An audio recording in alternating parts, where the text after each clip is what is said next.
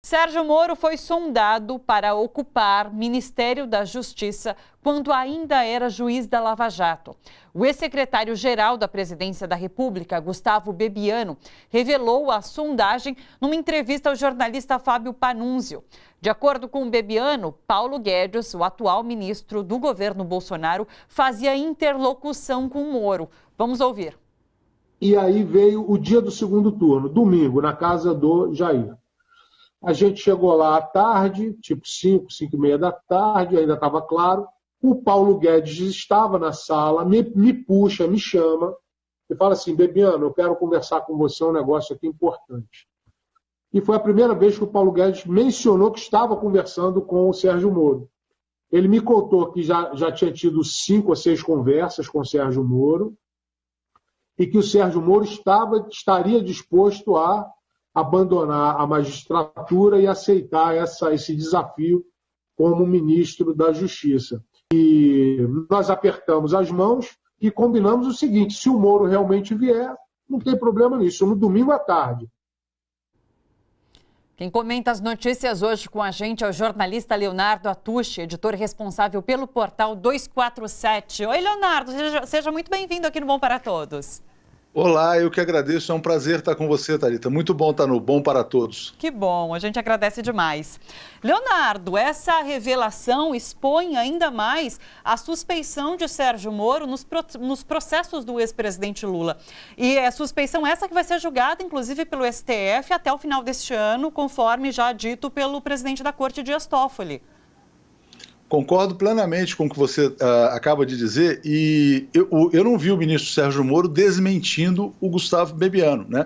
Ele não teve a preocupação de ir às redes sociais para dizer: não, isso que ele falou é mentira, eu não estive com Paulo Guedes. Então ele não negou, ele silenciou. Então quem cala aparentemente consente. Se ele teve esses encontros com Paulo Guedes durante a campanha presidencial, vários atos dele são suspeitos. Eu me lembro só de um que é o mais importante, é o fato dele ter vazado a delação premiada do Antônio Palocci entre o primeiro e o segundo turno. Ora, ele poderia vazar uma delação premiada que atingiria o Partido dos Trabalhadores, que, portanto, poderia prejudicar a candidatura do Fernando Haddad. Se ele tinha um interesse, né, em se tornar ministro, então, claramente, eu acho que isso aí comprova, né, está comprovada a suspeição.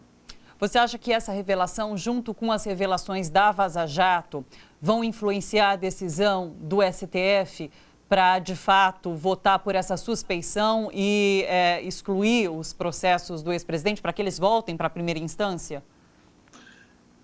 Em tese, isso deveria acontecer, mas qual que é o grande drama que a gente tem no Brasil hoje, né? O Supremo Tribunal Federal, ele vem sendo pressionado, cercado, intimidado, tem milícias digitais, tem consultoria, tem assessoria militar no Supremo, que é uma novidade. Então, eu não vejo o Supremo Tribunal Federal hoje com a independência total que se deveria esperar de uma Suprema Corte no Brasil. De todo modo, né, acho que só a Vaza Jato já seria o suficiente para demonstrar a suspeição. Quando você soma a Vaza Jato, essa entrevista do Bebiano, eu acho que é inevitável. Agora, o Supremo é uma corte política, eles não, em tese, eles não têm nem a obrigação de pautar esse tema, né? Você imagina o seguinte: o Gilmar Mendes pediu vistas, depende do Gilmar devolver esse pedido de vista para que o caso seja colocado em julgamento. Quem vai dar o voto decisivo é o Celso de Mello. O Celso de Mello é um ministro que em breve vai se aposentar. Inclusive fala-se que o Sérgio Moro queria a vaga dele no Supremo, isso também apareceu, né, nessas conversas todas, né? Será que o Celso de Mello não vai aproveitar essa oportunidade antes da sua aposentadoria para fazer um voto histórico? Acho que sim, mas ao mesmo tempo coloca-se um problema, né? Um problema para as classes dominantes, para as elites. Tudo que aconteceu no Brasil, né, a prisão do Lula, essa eleição muito conturbada, se deu por um único motivo, né? O medo que a direita tinha de enfrentar o Lula nas urnas. Considerar o Moro suspeito significa considerar o Lula, né, apto a disputar eleições novamente, porque ele volta a ter os seus direitos políticos. Então eu acho que é um nó político aí muito delicado, mas eu tendo a acreditar que é possível que isso aconteça.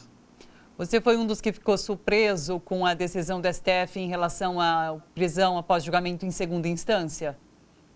Na verdade, não. Eu achava que isso seria revisto em algum momento, né? O que me surpreendeu, na verdade, foi a votação apertada, 6-5, porque todos ali, todos os ministros, os 11 sabem ler, né? Os 11 sabem o que está na Constituição brasileira, o que é a presunção de inocência. Então, por exemplo, me surpreendeu negativamente o voto do Alexandre de Moraes, que eu achava que daria um voto pela presunção de inocência também. Já imaginava um 7-4. Imaginava até que outros ministros que tinham votado contra a presunção de inocência naquele contexto do ano passado, abril do ano passado, se eu não me engano, que foi justamente para permitir a prisão do Lula, eu achava até que esses ministros poderiam rever seus votos. Não, veja bem, a Carmen Lúcia, todos os outros, né? Então, que isso mudaria, em algum momento teria que mudar, né? Porque é o que está na Constituição brasileira.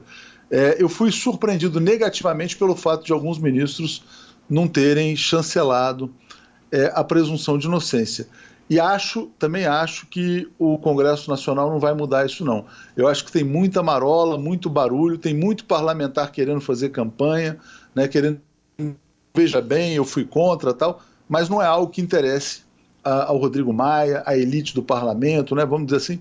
Então eu acho que essa mudança ela foi feita por um período muito específico, que era aquele período em que não bastava tirar o Lula da eleição, mas era preciso prendê-lo para que ele não pudesse ser nem um cabo eleitoral.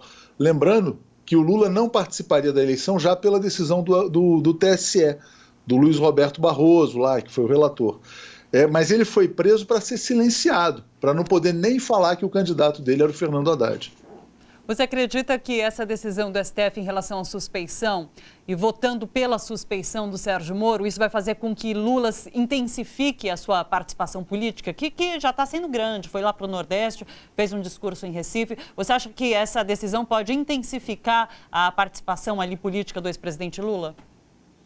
Olha, eu acho que o Lula ele já está, né, novamente colocado no jogo e ele está tocando uma estratégia que me parece muito inteligente. Ele quer ter a liberdade total, né? O que significa ter a liberdade total? Ser um homem livre e ser um homem com direitos políticos, né? Apto a votar e a ser votado também, porque o Lula não pode nem votar, né? Ele perdeu os direitos políticos, inclusive como eleitor, o que é uma violência inominável, né? Então, ele vai viajar ao país, mas ele sempre viaja levando ao lado dele o Fernando Haddad. O que ele está dizendo? Bom, se eu tiver os meus direitos políticos e tiver saúde, tiver vontade, tiver disposição, eu pretendo mais uma vez disputar a presidência da República. Ele não está falando isso, eu estou interpretando, né, a movimentação dele. Agora, não podendo disputar, o que ele fala? Olha, o PT tem aí uma alternativa que é o Fernando Haddad.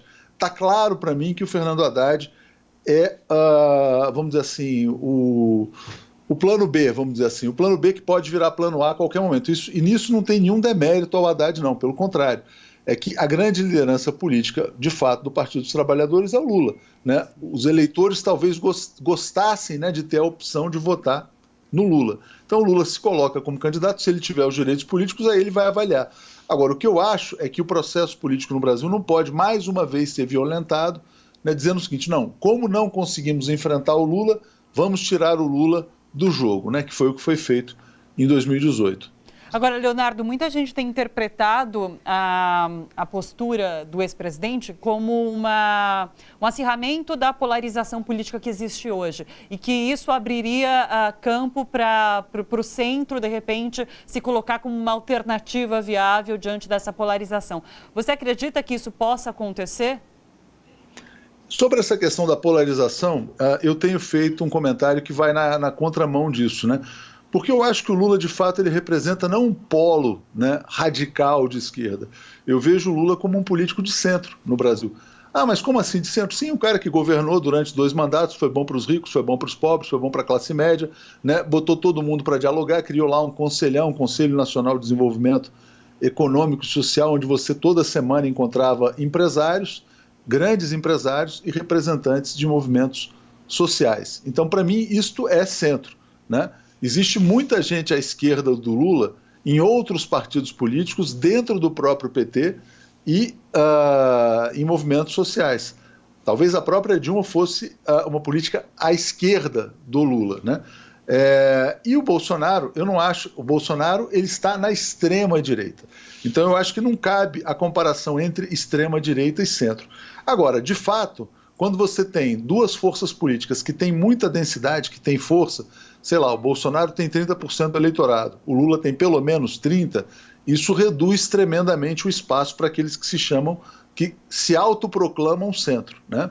Então, o espaço para o PSDB, o espaço para o DEM, o espaço para o Luciano Huck, para essas outras forças, fica limitado. Só que eu acho que tem outro nessa análise, né? É você chamar de centro a direita tradicional. O fato da extrema-direita estar no poder não significa que a direita tradicional seja o centro. Ela continua sendo direita, né? O centro, para mim, na minha opinião, eu me considero centrista, eu também me considero uma pessoa de centro, eu considero o Lula o político do centro no Brasil. Ah, mas ele é operário, mas ele é o cara que dialoga com todas as classes sociais, né? Então isso para mim é governar pelo centro. Leonardo, agradeço demais a sua participação. Foi muito bacana ter batido um papo com você. Tomara que se repitam essas entradas aqui, essas conversas.